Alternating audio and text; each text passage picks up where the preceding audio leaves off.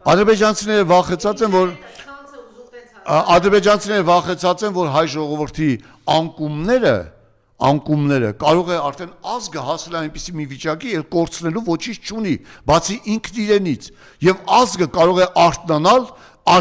արտանալ եւ գոյատևել։ Հիշում եք 2020 թվականի դեկտեմբերին այս ամբիոնից հայլի ակումբից ես ասեցի Օքսֆորդի համալսարանի վերլուծությունը հայ ժողովրդի համար պետք է ապահովեն անդադ անկումների եւ ցնցումների շղթա, անդադ անկումների այ ուշքի չգա, անդադ անկումների շղթան հասել է եկեղեցուն ամենամեծ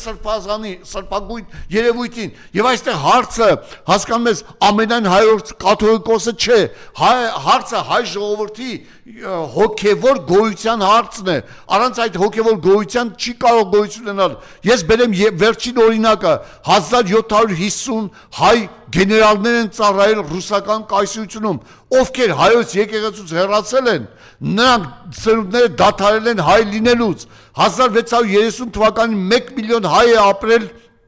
Ռեջպոսպոլիտայում, որովհետև 1410 թվականի Գյունվալդի ճակատամարտի ժամանակ 500,000 հայ է ապրել, հետագայում դարձել են 1 միլիոն, հոգևոր գրքերն են ասում, եւ Նիկոլ Թորոսիչ դավաճան տականքը 100 ոսկով հայոց ժողովրդին կաթոլիկ դարձեց 1 սերունդ հետո Ռեջպոսպոլիտայում հայ չկար, Լվովի հանճարեղ հայ, մեծագույն հայ եկեղեցին դարձավ կասյոլ Եվ հայերը դադարեցին գոյություն ունենալուց, հիմա թուրքեր ուզում են օկուպացնել այս երկիրը, 300,000 թուրք է գալիս այս երկիր, ունենալու են իրենց բանակը, ունենալու են իրենց ոստիկանությունը, ունենալու են իրենց ներքին ինքնավարությունը, ունենալու են անկախ ֆինանսական կառույցներ եւ հաշվետու չեն լինելու։ Եվ այստեղ 300,000-ից 1 սերունդ հետո արդեն դարձնել են հարակվեն անցկացնելու եւ Հայաստանը գոյություն չի ունենալու։ Ոչ ոք չի ների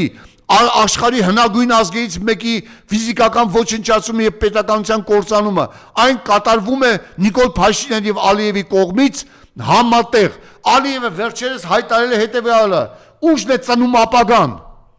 իսկ այս տականքը